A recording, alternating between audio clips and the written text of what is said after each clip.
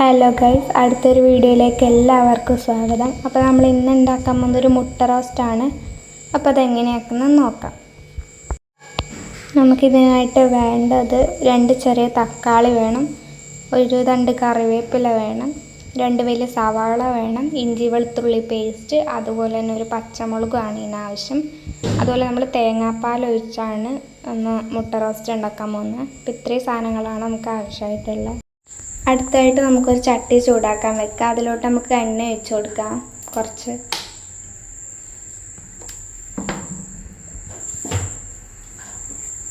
അത് ചൂടായ ശേഷം നമുക്ക് അതിലോട്ട് ഇഞ്ചി വെളുത്തുള്ളി പേസ്റ്റും അതുപോലെ തന്നെ കറിവേപ്പിലയും ചേർത്ത് കൊടുക്കാം.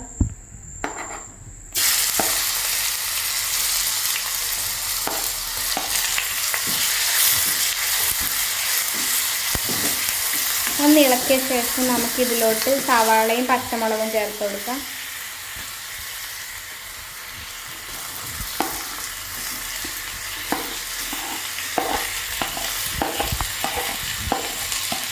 ഇനി ഇതിലോട്ട് വഴറ്റാൻ വേണ്ടി കുറച്ച് ഉപ്പ് ചേർത്ത് കൊടുക്കാം.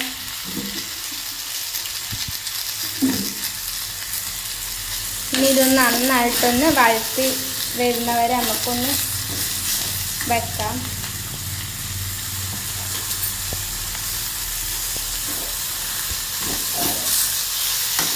നന്നായിട്ട് ഇത് വഴണ്ട് വരണം.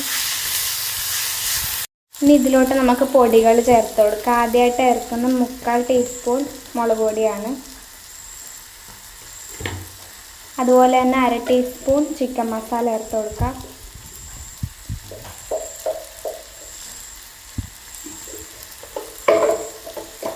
കാൽ ടീസ്പൂൺ മഞ്ഞൾപ്പൊടി ചേർത്ത് കൊടുക്കാം.